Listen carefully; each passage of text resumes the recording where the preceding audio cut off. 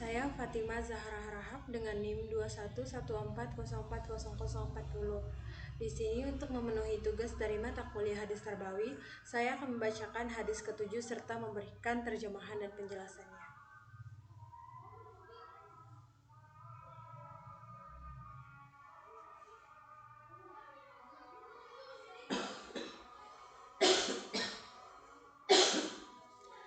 A'udzubillahi minasyaitonirrajim.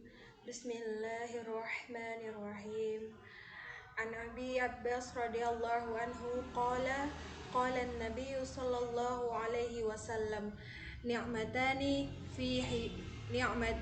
ma'bunun fihima katsirun minan nas as-sihhatu wal faragu rawahul Bukhari wat Tirmidzi wa Ahmad wad Darimi. Sadaqallahul azim. Baiklah, selanjutnya saya akan menerjemahkan hadis ini. Dari Ibni Abu Abbas radhiyallahu anhuma, semoga Allah meridhoi keduanya, qala berkata, qala Nabi berkata Nabi sallallahu alaihi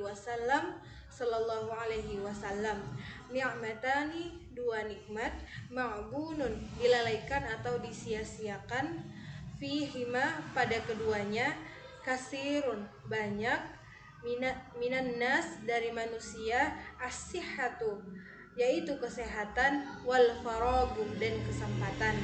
Riwayat Bukhari dan Tirmidzi dan Ahmad dan Darimi. Nah, untuk arti keseluruhannya dari Abu Abbas, semoga Allah meridhoinya, berkata Nabi Shallallahu Alaihi Wasallam, ada dua nikmat yang dilalaikan atau disia-siakan kepada keduanya banyak dari manusia, yaitu kesehatan dan kesempatan. Baiklah, selanjutnya saya akan menjelaskan mengenai hadis ini. Nah, hadis ini menjelaskan tentang nikmat Allah Subhanahu wa taala yang kebanyakan dari manusia itu menyia-nyiakannya, melalaikannya, mengabaikannya serta menelantarkannya.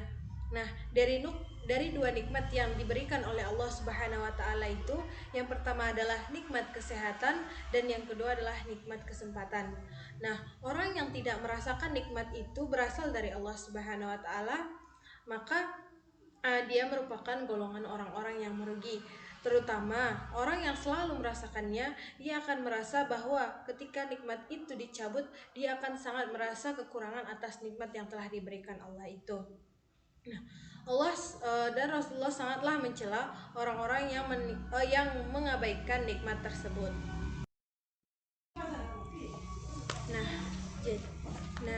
Jadi pada hadis ini yaitu mengenai nikmat yang dilalaikan. Nah, penjelasannya yaitu hadis ini merupakan dua nikmat yang sering dilalaikan, yaitu nikmat kesehatan dan nikmat kesempatan. Nah, bagaimana contohnya? Ketika kita merasakan nikmat sehat itu, namun kita tidak melakukan hal-hal baik di atas kesehatan yang kita miliki itu.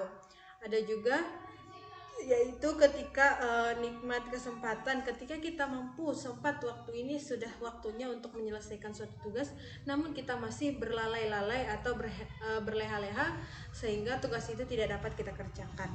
Nah, prinsip pendidikan yang ada pada hadis ini, yang pertama adalah prinsip pendidikan, yaitu mengantarkan manusia kepada yang lebih baik. Yang kedua adalah prinsip pendidikan, yaitu menyadari kekeliruan yang dilakukan dan memperbaiki diri. Nah, hadis ini juga menjelaskan mengenai nikmat Allah yang kita lalaikan ini suatu waktu akan menjadi suatu nikmat yang sangat kita rindukan, yaitu suatu nikmat yang sangat kita harapkan datang dari Allah sebagai pemilik alam semesta. Nah, namun banyak sekali manusia yang sehat namun tertipu dengan kesehatannya. Ia tidak gunakan kesehatan itu untuk taat serta beribadah kepada Allah, namun dilakukan untuk kemaksiatan. Nah, sementara di luar sana masih banyak orang-orang yang mengharapkan kesehatan namun masih diberikan cobaan oleh Allah. Dan juga kita ketika memiliki kesempatan, apakah kesempatan itu kita gunakan untuk mendatangi majelis ilmu atau mendatangi tempat-tempat maksiat? Nah, barulah ketika kita sudah terbaring lemah dan tak berdaya, kita akan menyadari bagaimana kenikmatan dari Allah yang telah diberikan kepada kita, sehingga kita merupakan orang yang merugi apabila kita tidak memanfaatkan kenikmatan itu dengan sebaik-baiknya. Nah, waktu itu berlalu begitu saja, sehingga tanpa ada dari manfaat serta faidahnya, hidup ini akan dihabiskan dengan hal-hal yang sia-sia dan penyesalan seumur hidup. Ibarat sebuah pedang bermata dua, jika digunakan untuk kebaikan maka baik pula. Namun jika kita menggunakannya untuk keburukan maka akan menjadi keburukan di kemudian hari pula. Nah, betapa tidak sebagian orang menghabiskan waktu untuk maksiat dan sebagian lagi menggunakannya untuk kebaikan. Nah, tak kalah juga ketika sudah senja nanti kita akan menangisi masa-masa tua kita di mana kita telah menghabiskan waktu-waktu kita dengan hal-hal yang kurang berguna, hal-hal yang tidak berguna. Ketahuilah bahwa ada yang sangat dua hal yang di atas nikmat yang patut kita syukuri ini ketika berkumpul dengan orang-orang kaum muslimin wal muslimat. Nah, mungkin itu saja yang dapat saya jelaskan mengenai hadis ini.